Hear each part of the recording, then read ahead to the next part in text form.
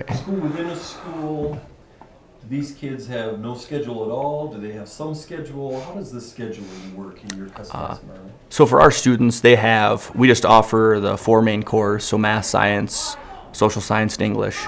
And when they've got those classes, they're in our room. But if they have the Spanish or choir or German or any other elective class, they go out for those. So we generally try and get them into our class for half the day. So in our block scheduling, that's 2 blocks a day. So in that one block, they're not assigned a certain class. They could maybe work on biology for 2 days because they're behind in it, and then because they were ahead in math, and then pick math back up, and then work on both of them for the rest of the week. So we try and get them in there half the day at least. And that can vary with each student as to which half? Yep. Some students, it helps them a lot because might have an AP class when they're a junior that's only offered this block, but there's another class that they want that might line up. Well, they can take a class with us in any opening. They don't have to have the 2 blocks consecutively like they would in a normal classroom, and it helps with the scheduling. We just kind of fill in where they have holes in their schedule. Does it get a little heavy on some parts of the day than others, or is it pretty balanced? So some of the students are our 3rd and 4th blocks because our choir and band are in the morning. Oh, sure. So our 3rd and 4th block, we get all our band and choir kids in, and it's a packed house. Okay. Now you started with what was it, like 60-some students, but you're growing now? this Yep, year? we've got 68 right now, and there's a few that are leaving, and we're bringing in 53 more next year. So we're almost doubling our number, which is very exciting. Now this is students elect to be a part of this, or how does that? Yep, we go over and talk to the middle school. They bring in all their teams, and we kind of present to them, this is what middle college is. And we have students come over and explain to them, what a day looks like.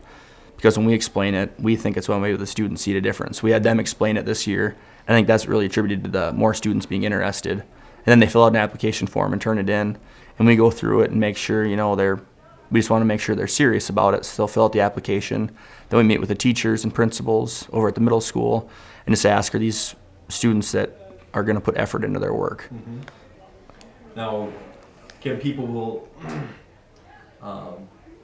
claim that you're cherry picking the kids, or is this a really broad spectrum of kids? Oh no, everybody thinks that we are cherry picking, but the first year, it was everybody that applied got in.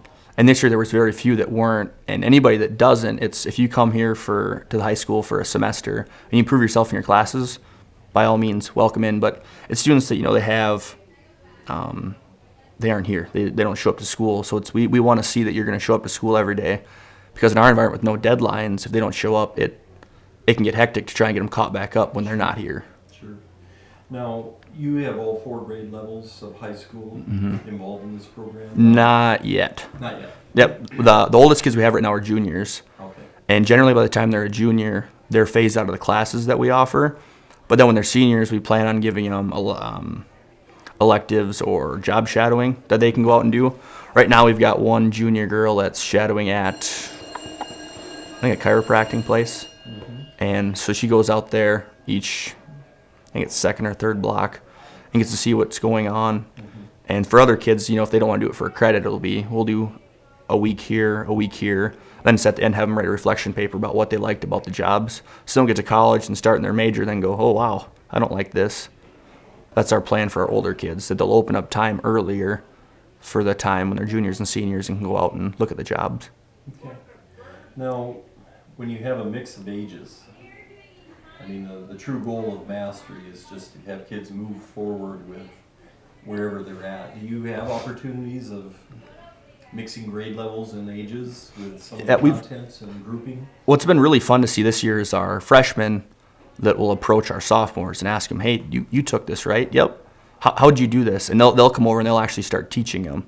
They'll teach them, about classification system or whatever, and they help each other. Now, they can be in the same classes too. There's freshmen and sophomores that'll be together in physical science or maybe biology, because some of the freshmen, they'll get 2 credits done this year. So they'll get their physical science and biology done. Well, when they're in biology, that's mostly my sophomores. So they're working on it at the same time, so they get to intermingle. Mm-hmm.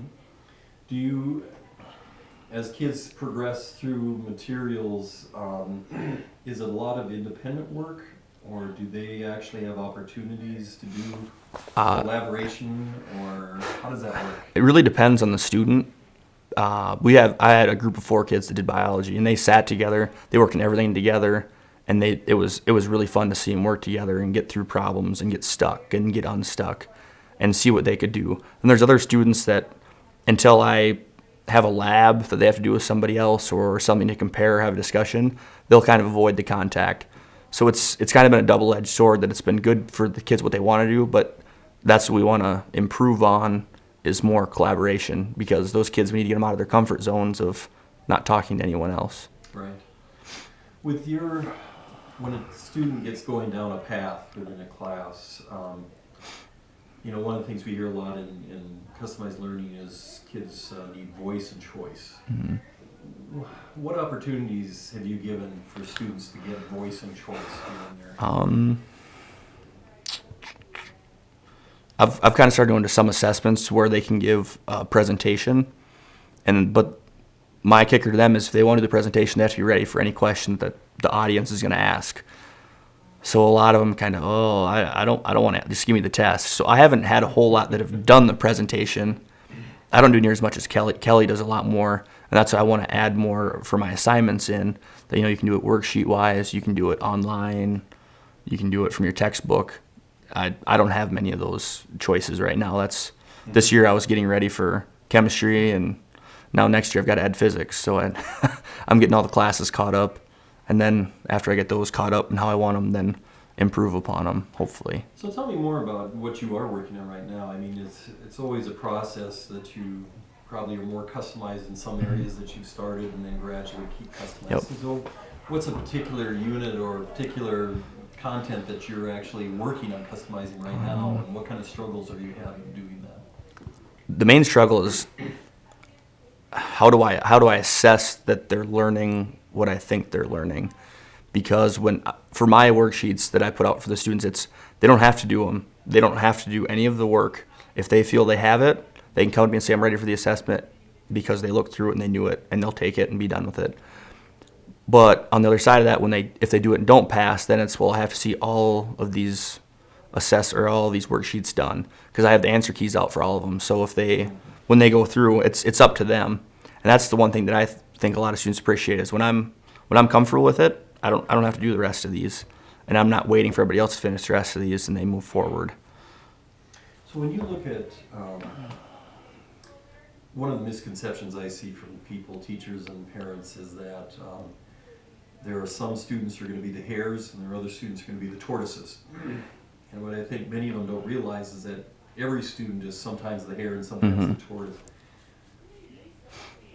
How do you help the kids who have that moment when they need to slow down or having trouble with something? How does that work in a customized environment when they hit a wall, if you will? I think that's one of the really beneficial areas, because I have the time to go over and sit down with them and kind of talk them through it, because they're freshmen, sophomores.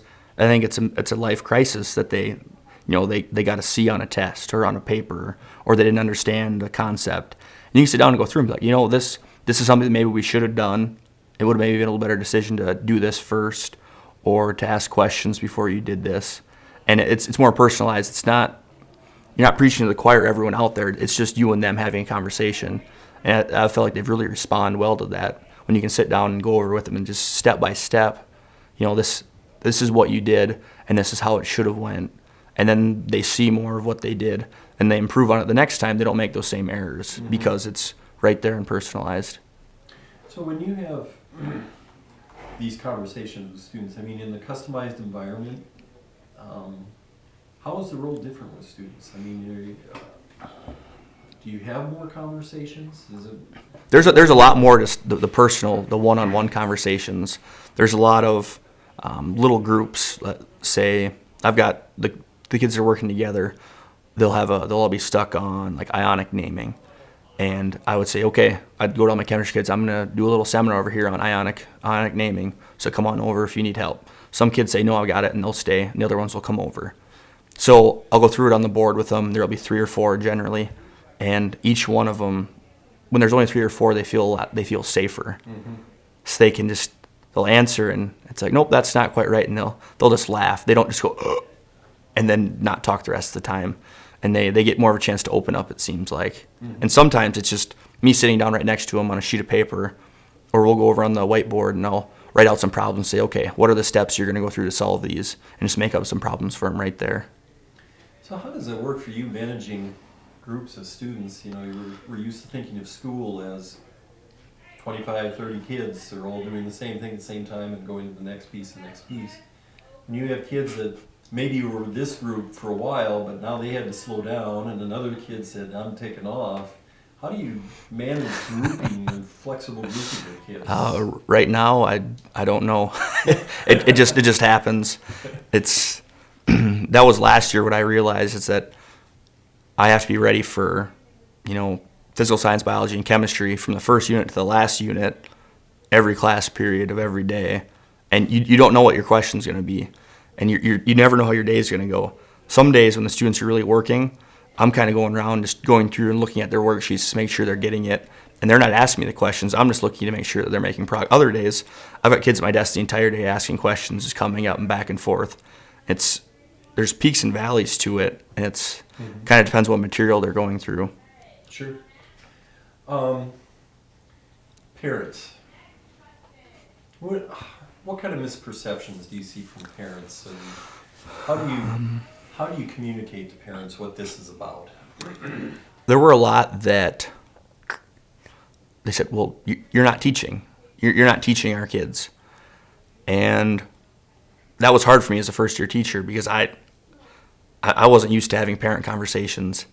And we'd just talk to them and say, we're teaching the kids how to learn, or we're trying to get them to learn how to learn. And they'd see when they don't know what to do, that's how Anita puts it. When they don't know what to do, they'll know what to do and where they should go and what questions they should ask. And that's the big picture thing. A lot of it was, well, if these classes are harder, what if they don't get an A? Because we talked about the depth we want them to go into, and we want to push them to get them out of their comfort zone a little bit. And at first it was, well, what if they don't get an A? And it was scholarships and it was GPA. And then we just kept talking, and then it's like, would you rather have them get a B now or go to college and possibly, tank? Because that does happen with a lot of students. They're straight A in high school. They get there and they don't know how to study or how to manage time. And it was hard for me when I was a freshman and went to college. And I feel like our students are really going to have a leg up on that part of it. And it's still, it's still not perfect. They still don't totally understand it, but they trust us. And they know that we want to do what's best for their student. And that was the main thing we had to tell them. And it was a lot of conversations, but they seem to believe us now. You have to deal a lot with structures within schools that can kind of get in the way of truly customizing. And I kind of, in my own mind, GPAs and the grading system is actually a structure that gets in the way. But how do you manage that? Kids who have to have that 100th of a point of a GPA, but yet you want them to actually master and not worried about the grade point. How do you manage that? There's a lot that you can't really get through to them. That it's not just the A. It's the learning that goes on to get the A that's important, or to get the B. We set it up this year because last year we had students that they'd rush through, take an assessment, and get a B. Oh, I want to retake it. Oh, I want to retake it. So this year we set a little rule that if you get a B or higher, we don't want you to retake an assessment, because we feel that you knew the material well enough that you should be able to move on. So now we're seeing them, they really go a little more in depth and look at the material before they take an assessment. So that was one way we kind of slowed down some of those ones that just wanted to fly through and get that A and get on to the next one. Now they've really got to dig in deep and make sure they know everything, so that when they take that assessment, they're ready and they can get their A. Now, I don't know that there's been maybe one or two instances where a student that really wanted the A, they got a B. But we can go back and look at, if you would have, this is something that you maybe, had you prepared better for, this would have brought you up, or different things like that. Do you find with students, when some students, of course, may go slower and some may go faster, but you always hear about teacher pace. How do you establish a pace for students, and what's your thinking behind trying to tell them this is where you should be? Right now, we want them all to graduate in 4 years. I know down in Harrisburg they've talked about they're ready for if it takes a kid 5 years. Right now our schools are not comfortable with that. So we tell them that we want you to finish the class in the same time that you would in a normal classroom or sooner. So at the beginning of the semester, we post on at the end of August, September, October, November, and then before Christmas break starts, what unit we think you should be in or where you should about be at by that time so you can finish by the end of the semester. And some students get way ahead. Some students, they struggle to stay with that. But if they don't get to that point, then we've got a before and after school study hall that we make mandatory for them to come into. Because a lot of them, it's not that they can't do it, it's that they're not putting the time in during class that they should be. So we'll see them for a while in the morning, and they'll be there with us and have to work. And our school offers an after-school study hall in the library from, I think, 3:30 to 5. So one of the two they come into, and they put in a little more time. And it was right away, the freshmen they were just freaking out because most of them were on the list. And how am I going to do this? This is so much work. And then after the first one, they got caught back up. Second month, there was even fewer. Third month, there was even fewer. Now they're like, geez, it's sure a lot easier when I get something done every day. And it was like the switch turned on. And they saw that we'd sit down, or when they're all talking, you'd sit down with them and listen to the conversation and say, what part of this is academic? Nothing. And then they'd be like, this is the time that I know you're having fun conversing, but this is where we need to keep going. And now some of them don't work quite as hard. At times, some of them, they'd work really hard for like 20 minutes, then take a half hour off. Now they just, kind of like the tortoise and the hare. They just keep chugging along, and they get a lot more done, they find. And they still take their breaks. I mean, they work for a half hour, and they talk about Star Wars coming up or whatever it was. It's pretty fun to listen to the conversations that they have to let their minds mellow out. Mm-hmm. When you look at your own planning right now, there's got to be a lot of rethinking in how you approach this. What kinds of things are you, content-wise, struggling to make customized? Labs. Labs have been an absolute nightmare for me because a lot of the students, they get to a lab and it's just them. They're the only one that's ready for it. So I would have to pull kids that were in front of them or a kid that wasn't up to that place even yet, and they'd do it together. And they'd kind of have to teach the other, if the kid was behind, they'd kind of teach the other kid, this is what we're going through, this is what we're going to do. And it's been hard for me because we're not in a science classroom, and the science wing is on the other end of the school. Next year through, we're getting curriculum work or redoing our curriculum, and right now I think I'm getting a science table in our classroom. So I'll be able to keep all my chemicals, all my lab materials, and have them all set up, have them in on this shelf. This is what you need for this lab. This is what you need for this lab. It was kind of the organization really is what killed me because I'd have to go down and get it and set it up. Then the next week, go down and get it again and set it up. And then maybe I don't need it for 3 more weeks, so it's like, I don't need this anymore. And then all of a sudden, as soon as you put it away, I'm ready for that lab. And I don't really know how to personalize labs. I've wanted to bring in, there's the normal labs that we do, but I'd like to make them more, acids and bases, talk about antacids and how they work in your stomach and things like that to make it more real life to them. Right. Because I know not everybody loves science. I don't blame them. I didn't love everything I took in school, and I'd like to make it a little more interesting to them. And that's one thing that I'm kind of struggling with, but something that I want to work towards. Mm-hmm. When you look at the student interests, and you mentioned some students may not be interested in this, but they may have an interest here. How do interests of students come into play? Do they have options to go down a path that isn't necessarily the path that's been laid out for them? Or how do you deal with students' interests? How do you find out about it? Mm-hmm. How do you accommodate for it? That's where we do our teams. We each have about 15 to 18 kids right now on our team, and every week we sit down with them. We help them write an email to their parents about their pace, where they're at. And through those conversations, it's, how's the weekend going? What's your plans? And you find out where they work, and you keep conversation going, talk about what they want to do. And what our goal is we don't have, our classes aren't, so I don't have a biology for people that want to be doctors and a biology for people that want to be, a pharmacist, and biology for kids that hate science. I don't have those separate ones. But what we kind of talk to them about is, when you get these done, there's this AP class you can take, or there's this college class you can take to kind of get them their interests. So they open their time up now with us, and then or if they really enjoy fine arts and they want to go do pottery 1 and 2, and they want to do design, and they want to do all these extra electives, they open the time up with us so they have time to do that. So it's kind of a little carrot that it's, if you want to do all those extra ones, we've got to make sure that we use our time now so we have extra time then to fill all those in. Because a lot of students, when they go through their normal schedule, they don't have those blocks open where they can take, all those electives that a lot of people, they think they don't matter, but to these kids, they love them. And if I could have taken 4 years of wood shop and 4 years of welding in high school, I would have done it. I would have loved it. It probably would have been more beneficial in my life than a lot of the other classes that I took, but you didn't have a chance to because you were taking chemistry and physics and Chem 2. And now they can take what they're doing and they have their goal. They know that that's what they can do. So they try harder in the classes that they don't necessarily care about the most. Because it frees up. Yep, because they've got that vision down the road of what's going to happen for them. You deal with students at different levels. I think there's a perception that customizing is best for the top kids.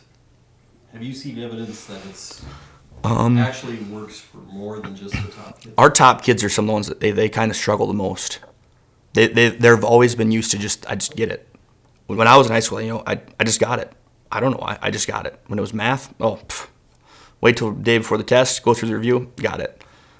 And when they're kind of pushing themselves, they're out of their comfort zone. They don't always necessarily get it, and the work they have to put in to get it, they don't like it. But a lot of that's what they called it, middle college. We thought it would be a lot really good for the middle of the road student, and they're used to putting in the work. So they think nothing about working on a problem for a while, until they understand it. And I've really seen that happen with all the students, not necessarily the high, but the middle of the road on down. They can take their time. They can get, they can work on it until they master it. They're not just in the back of the room forgotten about. It's, nope, we got to keep working on this. You might see them so frustrated, but that day that it clicks, you'll never see a happier student. And it reaches every one of them. And I think that's really underrated about customized learning. The higher end kids, the top kid, you can put them wherever you want. They're going to learn. But I think that these kids is where it really benefits because you have to get it before you move on. You don't just get drug on with the rest of the class. It's, nope, we're not done yet. We've got to keep getting this done, keep working. Sure.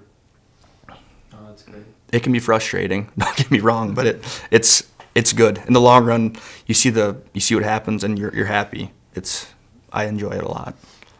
Well, I have plenty more, but I have to be cognizant of the time. Do you have anything that you need to add? Or just can you see yourself ever going back to just direct instruction, traditional? If I ever went to a different school, no, this would be part of it. I would right now. I don't think I do enough direct instruction, and I think that in a normal classroom when it's just you and the kids are yours the whole time, you can split it up. But I will always have some piece of customizing in my classes because it's the way education should be.